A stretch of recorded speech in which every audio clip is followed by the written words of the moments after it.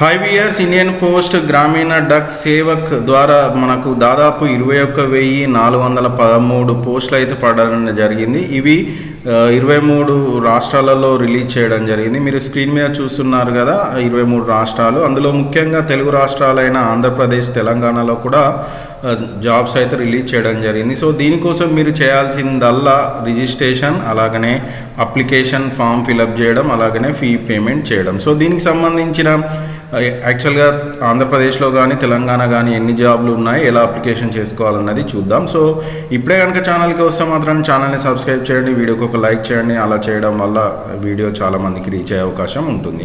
So ముందుగా కనుక చూస్తే మీరు ఏం చేయాలి అన్న దాని గురించి ఇంతకుముందు మాట్లాడినట్టే ఫస్ట్ అయితే మీరు రిజిస్ట్రేషన్ చేసుకున్న తర్వాత ఆన్లైన్లో అప్లికేషన్ పెట్టుకోవచ్చు, తర్వాత ఎడిట్ చేసుకోవడానికి కూడా అవకాశం ఉంది. అయితే ఈ యొక్క ఆన్లైన్ అప్లికేషన్ పెట్టుకోవడానికి రిజిస్ట్రేషన్ ఫీ అన్నది, రిజిస్ట్రేషన్ ప్రాసెస్ అన్నది ఎప్పుడు స్టార్ట్ కాబోతుందంటే ఫిబ్రవరి 10th నుంచి స్టార్ట్ అయ్యి అలాగనే మార్చ్ వరకు ఎండ్ కాబోతుంది. ఫిబ్రవరి 10th నుంచి మార్చ్ 3rd ఎండ్ కాబోతుంది. ఒకవేళ ఇందులో మీకు ఏమైనా కరెక్షన్స్ ఉంటే కనుక మార్చి 6th నుంచి మార్చి 8th వరకు, అంటే 3 days చేసుకోవడానికి అవకాశం ఉంది. అయితే నెక్స్ట్ వచ్చేసి మరి ఈ యొక్క గ్రామీణ డక్ సడక్లో ఏ జాబ్లు పడ్డాయి అన్న విషయానికి వస్తే బ్రాంచ్ పోస్ట్ మాస్టర్ అంటే బీపీఎం అని పిలుస్తారు. అలాగనే అసిస్టెంట్ బ్రాంచ్ పోస్ట్ మాస్టర్ అంటే ఏబిపిఎం అన్నది కూడా 2 పోస్టులు అయితే పడడం జరిగింది. అలాగే డక్ సేవక్ ఈ 3 పోస్టులకు రిలీజ్ చేయడం జరిగింది. అయితే వీళ్ళ శాలరీ విషయానికి వస్తే బీపీఎం విషయానికి వస్తే శాలరీ 12,000 నుంచి 29,000 మధ్యలో ఉండే అవకాశం ఉంటుంది. అంటే ఈ స్టార్టింగ్లో 12,000, తర్వాత మీకు సర్వీస్ పెరిగిన కొద్దీ 29,000 దాకా వెళ్ళే అవకాశం ఉంటుంది. అలాగనే ఏబిపిఎం డక్ సేవక్కి 10,000 నుంచి 24,470 జీతం వచ్చే అవకాశం ఉంది. అయితే ఆన్లైన్ అప్లికేషన్ ఎట్టు పెట్టుకోవాలన్నది ఈ వీడియోలో కంటే నెక్స్ట్ వీడియోలో మీకు క్లియర్గా ఎక్స్ప్లెయిన్ చేస్తాను, ఎందుకంటే వీడియో లెంత్ అయ్యే అవకాశం ఉంది కాబట్టి. సో నెక్స్ట్ వచ్చేసి ఎలిజిబిలిటీ, ఎవరు ఈ యొక్క జాబ్కి అప్లై చేసుకోవచ్చు అన్న విషయానికి మాట్లాడితే 18 సంవత్సరాల నుంచి 40 సంవత్సరాల మధ్యలో ఎవరి వయసు ఉంటుందో, 18 years నుంచి 40 years మధ్యలో ఎవరి వయసు ఉంటుందో వాళ్ళకి అప్లై చేసుకోవడానికి ఉంది. అయితే ఇక్కడ కొంత అవకాశం ఏజ్ రిలాక్సేషన్, అంటే కొంత ఏజ్ ఎక్కువ ఉన్నా కూడా అప్లై చేసుకునే అవకాశం ఉంది. అందులో ముఖ్యంగా ఎస్సీ ఎస్టీ వాళ్ళకి 5 years, అలాగనే ఓబీసీ వాళ్ళకి 3 years, అలాగనే ఈడబ్ల్యూఎస్ వాళ్ళకి రిలాక్సేషన్ అయితే ఏం లేదు. నెక్స్ట్ వచ్చేసి పర్సన్ విత్ డిజబిలిటీ అంటే పీడబ్ల్యూడి కేటగిరీ వాళ్ళకి 10 years, అలాగనే person with disability plus OBC ఉంటే 13 years, disability plus SC ST ఉంటే 15 years. అంటే ఈ యొక్క 40 yearsకి మ్యాక్సిమం మినిమం అన్నది, అంటే తక్కువ 18, ఎక్కువ 40 ఉందన్నారు కదా. ఫర్ ఎగ్జాంపుల్ ఒకవేళ కనుక మీరు డిజబిలిటీ ఉండి ఎస్సీ ఎస్టీ అయితే ఇంకా 15 years, అంటే 40 + 15 55 years వరకు అవకాశం ఉంది అప్లై చేసుకోవడానికి. నెక్స్ట్ వచ్చేసి ఎడ్యుకేషన్ క్వాలిఫికేషన్, మీరు ఈ యొక్క జాబ్కి అప్లై చేసుకోవాలంటే మీకు ఉండాల్సిన అర్హత ఏంటి అని అంటే 10th class పాస్ అయ్యి ఉంటే సరిపోతుంది. స్టేట్ గవర్నమెంట్ ద్వారా మీరు స్టేట్ గవర్నమెంట్ ద్వారా ఎంపిక చేయబడ్డ స్కూళ్ళలో 10th పాస్ అయ్యి ఉంటే సరిపోతుంది. ముఖ్యంగా లోకల్ లాంగ్వేజ్ తెలిసిన వాళ్ళై ఉండాలి. నెక్స్ట్ వచ్చేసి ఇక అదర్ క్వాలిఫికేషన్స్, ముఖ్యంగా వీళ్ళకి 10th పాస్ అయిన వాళ్ళతో పాటు ఇంకా ఉండాల్సిన దాని గురించి కనుక మాట్లాడితే కంప్యూటర్ మీద నాలెడ్జ్ ఉండాలి అంటున్నారు. సైకిల్ తొక్కగలగాలి, లేదనుకుంటే బైక్ అయినా నడపడం ఉండాలి.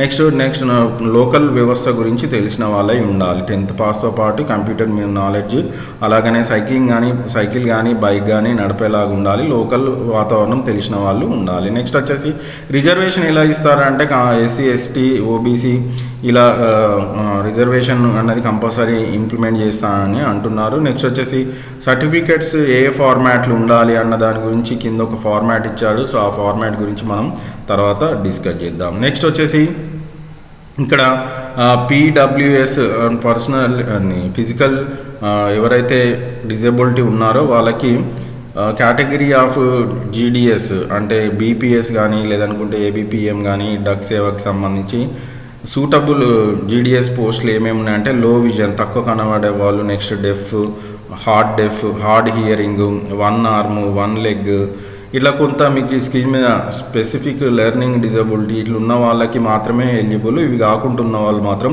ఎలిజిబుల్ కాదు. నెక్స్ట్ వచ్చేసి ఎట్లా అప్లై చేసుకోవడం అంటే ఇంతకుముందు చెప్పాను కదా, మీరు ఇండియన్ పోస్ట్ జీడీ online.gvvn సైట్కి వెళ్ళి ఆన్లైన్లో అప్లికేషన్ పెట్టుకోవచ్చు. ఎలా సెలెక్ట్ చేస్తారంటే మీ మెరిట్ని బేస్ చేసుకొని మీకు వచ్చిన ర్యాంక్కి మీ మెరిట్ని బేస్ చేసుకొని కేటగిరీ రిజర్వేషన్ బేస్డ్గా మిమ్మల్ని సెలెక్ట్ చేయడం జరుగుతుంది. ఇక గ్రేడ్ పాయింట్లు కనుక చూస్తే మీకు ఒకవేళ కనుక సర్టిఫికెట్లో A1 గ్రేడ్ అని ఉంటే 10 గ్రేడ్ పాయింట్స్ మల్టిపుల్ ఫ్యాక్టర్ 9.5 తోటి, అంటే ఇక్కడ కొంత సబ్జెక్ట్ వైజ్ క్యాలిక్యులేషన్ ఉంది. ఒకవేళ గ్రేడ్ పాయింట్ 10 ఉంటే 9.5 మల్టిప్లికేషన్ ఫ్యాక్టర్, A2 ఉంటే 9 మల్టిప్లికేషన్ ఫ్యాక్టర్, ఇలా మీరు క్యాలిక్యులేషన్ అన్నది చేసుకొని చేయాల్సిన అవసరం అయితే ఉంటుంది. సో నెక్స్ట్ వచ్చేసి అది అప్లికేషన్ ఫిల్ చేసేటప్పుడు చూద్దాం, మీకు క్లియర్గా చెప్పే ప్రయత్నం అయితే చేస్తాను. నెక్స్ట్ వచ్చేసి ఇంకా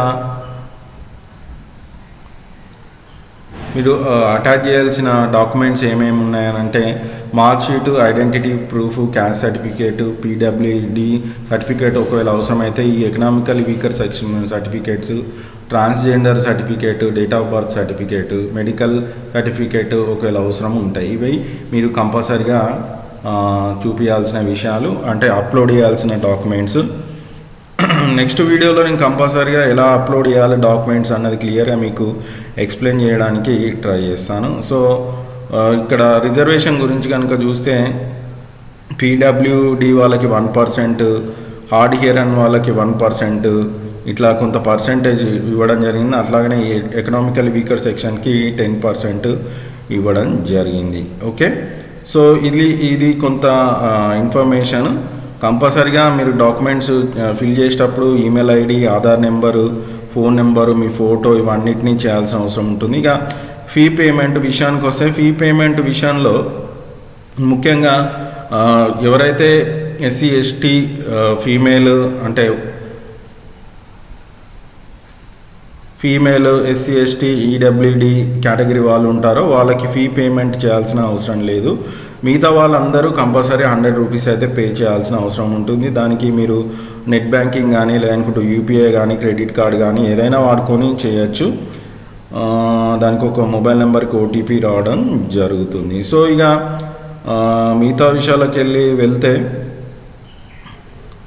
మనకు ఇక్కడ ఎన్ని జాబ్స్ ఉన్నాయి దాని గురించి మాట్లాడితే కనుక ఆంధ్రప్రదేశ్లో కనుక చూస్తే 1215 జాబ్లు అయితే ఉన్నాయి. సో అందులో unreserved 553, OBC 239, SC 157, ST 63, EWS 159, handicapped A కేటగిరీలో 7, B కేటగిరీలో 14, C కేటగిరీలో 22, నెక్స్ట్ D కేటగిరీ DEలో 1. నెక్స్ట్ వచ్చేసి తెలంగాణ వాళ్ళ గురించి కనుక చూస్తే తెలంగాణ వాళ్ళ అది ఐ థింక్ ఇక్కడ లాస్ట్లో ఉంది 240 అన్రిజర్వ్డ్, అలాగనే 117, 70, 28, 61, 102 ఇట్లా మొత్తానికి 519 జాబ్స్ అయితే ఉండడం జరిగింది. సో మీరు ఎలా అప్లై చేయాలా ఏంటి అన్నదానికి ఇక కొంత ఫార్మాట్స్ అయితే ఇవ్వడం జరిగింది కొన్ని సర్టిఫికేట్స్కి.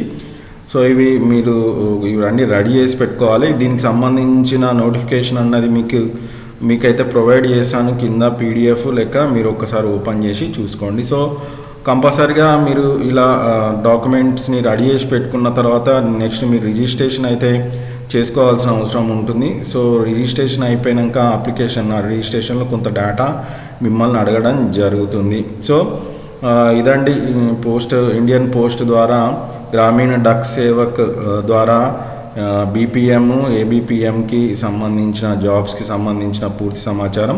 గుర్తుపెట్టుకోండి, ఆన్లైన్లో అప్లికేషన్స్ వచ్చేసి February 10th నుంచి స్టార్ట్ అయ్యాయి, ఆల్రెడీ March 3rdకి క్లోజ్ అవుతాయి. సో ఇదండి వీడియో కనుక నచ్చితే వీడియోని లైక్ చేయండి, షేర్ చేయండి, మీ ఫ్రెండ్స్కి మన ఛానల్ గురించి చెప్పండి. Thanks for watching video.